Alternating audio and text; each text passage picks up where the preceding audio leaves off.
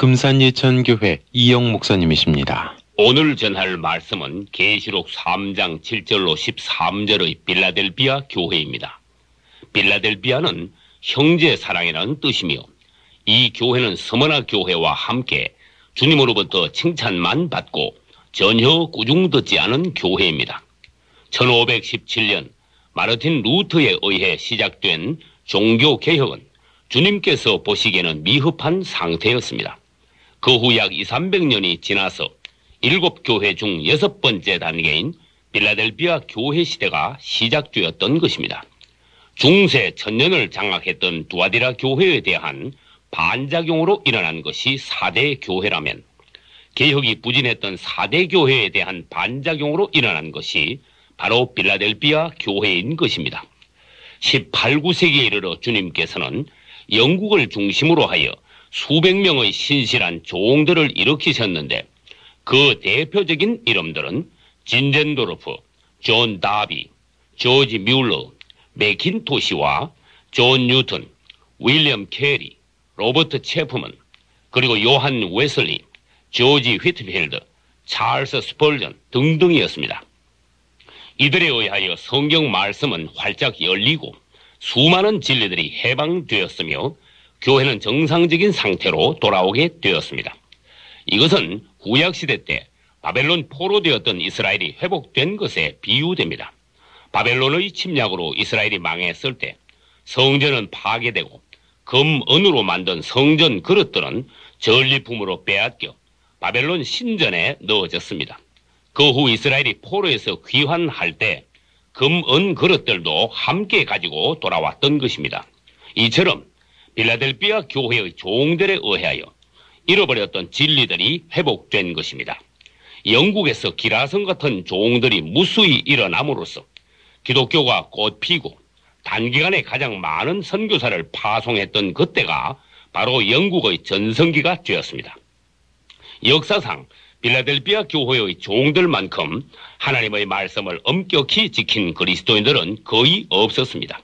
그들은 전통에 얽매이지 않고 철저히 성경 중심적인 생활을 함으로써 초대 교회의 모습을 회복하였고 당연히 발람의 교훈과 니골라당의 교훈과 이세벨의 가르침들을 철저히 거부하고 버렸던 것입니다.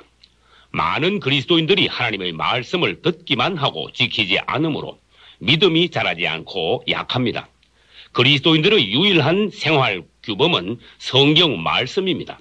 그리고 우리가 하나님의 말씀을 지키기 위해서는 핍박받고 대가를 치를 준비를 해야 하는 것입니다.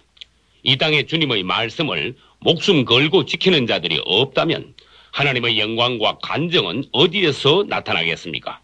다행스럽게도 빌라델비아 교인들은 하나님을 기쁘시게 해드렸습니다. 그들을 대하여 주님께서는 3장 7절에서 자신을 소개하시기를 거룩하고 진실하사 다윗의 열쇠를 가지시니라고 하셨습니다. 우리 주님은 참 다윗이요 다윗보다 더 큰 분이십니다. 그분은 우주를 통치하는 권한을 갖고 계시며 우주적인 열쇠 곧 하나님의 경륜의 열쇠를 가지고 그분의 뜻을 따라 열고 닫으십니다.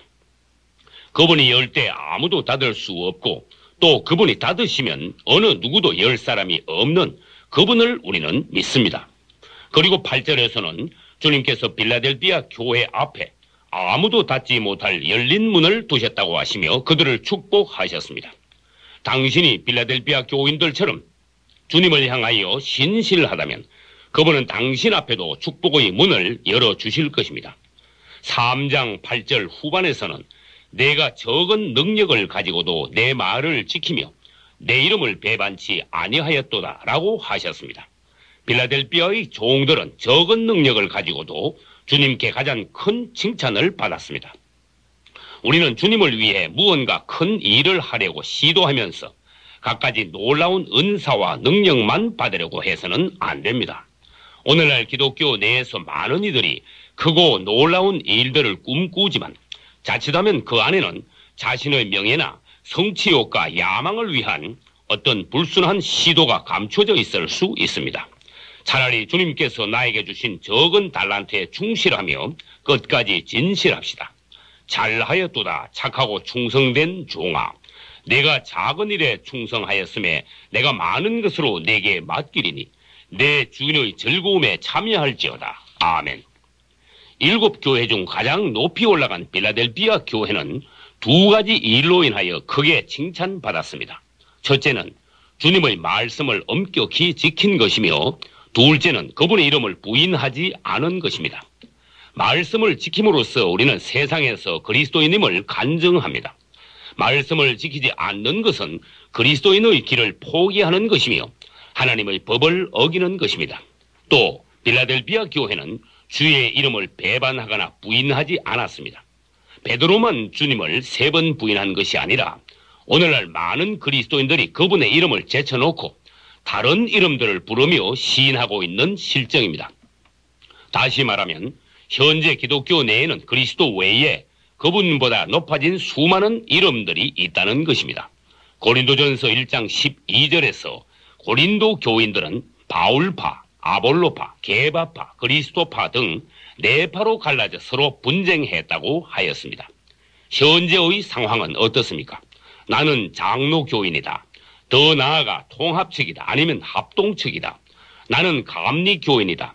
당신은 기성이냐 예성이냐 하면서 예수 이름이 아닌 다른 이름들을 사용하고 있습니다. 이것은 분열이며 혼돈입니다. 이로써 몸은 찢어지고 심판에 이르게 되는 것입니다. 분열이란 무엇이며 또 분열은 어디서부터 오는 것입니까? 장로교니 감리교니 하면서 끼리끼리만 모일 때 그것이 곧 분열을 낳게 되는 것입니다. 그러므로 분열의 원인은 첫째, 다른 이름을 사용하기 때문이며, 둘째, 독립하여 자기 왕국을 세우려는 바벨의 후예들의 야망 때문입니다. 3장 9절에서 주님께서는 당시 유대인들을 사탄의 집단이라고 단정하시면서 정통파를 자처하는 그들도 빌라델비아 교회 앞에서는 무릎을 꿇게 될 것이라고 하셨습니다. 또 10절에서는 내가 나의 인내의 말씀을 지켰은즉 내가 또한 너를 지켜 시험의 때를 면하게 하리라고 하셨습니다. 하나님의 말씀은 인내의 말씀입니다. 즉 우리가 그분의 말씀을 지키려면 고난과 핍박을 견디는 인내가 필요한 것입니다. 우리가 평소에 그분의 고난의 말씀을 지킨다면 장차 다가올 시험의 때인 대환란을 면하고 그 전에 휴거될 것이라는 것입니다. 이를 위하여 현재의 믿음을 굳게 지킴으로써 아무도 우리의 면류관을 빼앗지 못하게 하라고 11절에서 말씀하셨습니다. 그리고 12절에서는 이기는 자에 대한 약속을 하셨습니다. 이기는 자는 내 하나님 성전의 기둥이 되게 하리니 그가 결코 다시 나가지 아니하리라. 아멘. 여기서 이긴다는 것은 첫째, 주님의 이름만 붙잡고 분열해서 나오는 것이며, 둘째, 충만한 은혜의 상태를 계속 유지해 나가는 것을 말합니다. 그러나 불행하게도 빌라델비아 교회가 급격히 하락한 결과 바로 최악의 교회인 라오디게아 교회가 되고 말았던 것입니다. 그러나 그 중에서도 이기는 성도는 하나님 왕국의 기둥이 된다고 하셨습니다. 그리고 한번 건축된 기둥은 제거될 수 없듯이 하나님 교회의 기둥이 된 사람은 결코 주님을 떠날 수 없는 것입니다. 어느 교회나 기둥 역할을 하는 이들이 있는 반면 거듭나지 못한 어떤 교인들은 오히려 기둥을 계속 흔들어 교회 안에 풍파를 일으키기도 합니다. 교회 안에서 마귀 역할을 하기로 작정한 사람은 아무도 없습니다. 그러나 육적인 기질이 강한 교인들은 자기도 모르는 사이에 교회에 해를 끼치게 되므로 조용하고 겸손하게 신앙생활하는 것이 좋습니다. 12절 후반에서 이기는 자들에게 주시는 또 하나의 약속은 하나님의 이름과 새 예루살렘의 이름과 주님의 새 이름을 그의 위에 기록하리라는 것입니다. 그것은 물건의 소유주가 자기 것에 이름을 써 놓듯이 이기는 자들은 확실히 하나님의 소유가 된다는 뜻입니다. 또 그것은 우리가 하나님과 하나 된 사람이요 새 예루살렘의 일부분이 된 사람이며 주님을 체험한 사람이라는 뜻이기도 합니다. 사랑의 주님, 당신은 나의 것이며 나는 당신의 것입니다. 아멘.